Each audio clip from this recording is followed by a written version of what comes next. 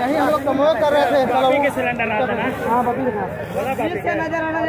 भाई केहू के मालूम थोड़ी रहा कि जो नाक धरी हट के गाड़ी 3 दिन गाड़ी हटाए हम लोग से।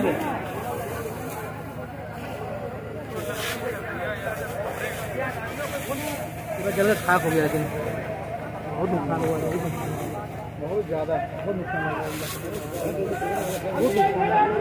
मैंने फ्रेम रखा हुआ था नजर के सामने, मैंने फ्रेम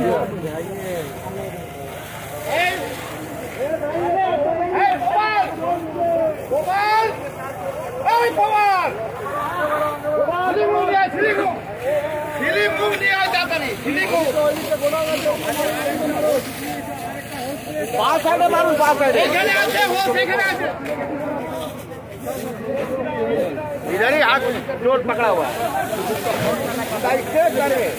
मेरा मोबाइल बंद हो गया।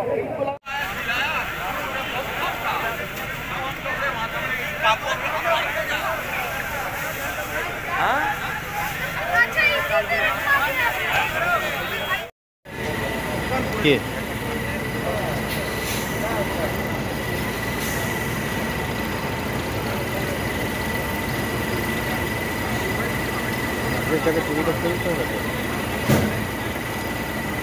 ಎಲ್ಲ ದಿನ তুমি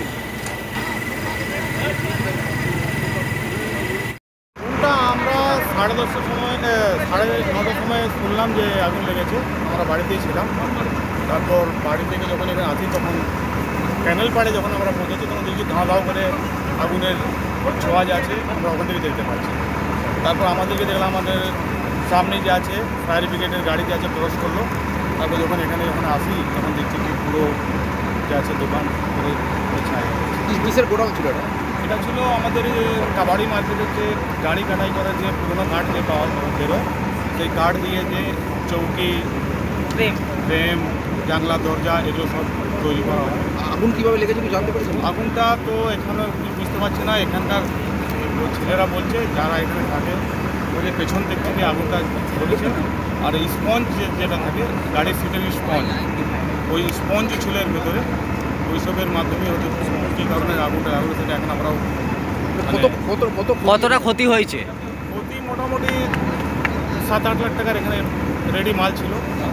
কিসের দোকান ছিল এটা? কাঠের। আপনার নাম? আমার নাম মির্জা হাসানুদ্দিন বেগ। দাদা এটা আমরা এখানে ছিলাম রাত্রিবেলা, তো যাচ্ছিলাম বাড়ি দেখলাম এখানে শর্ট সার্কিট হয়েছে। শর্ট সার্কিট জন্য মানে আগুন ধরেছে।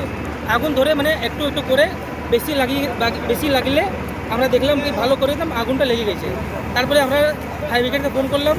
ফায়ার ব্রিগেড ফোন করে তারপরে 2টা গাড়ি ফায়ার ব্রিগেডে এসেছে। আগুনটা এখনে চলছে কাজটা, এখন মানে আগুনটা বন্ধ হয় না। কতক্ষণ আগে লেগেছে আগুন? আগুনটা মোটামুটি ওই 8:30টার মধ্যে আগুন লেগেছে।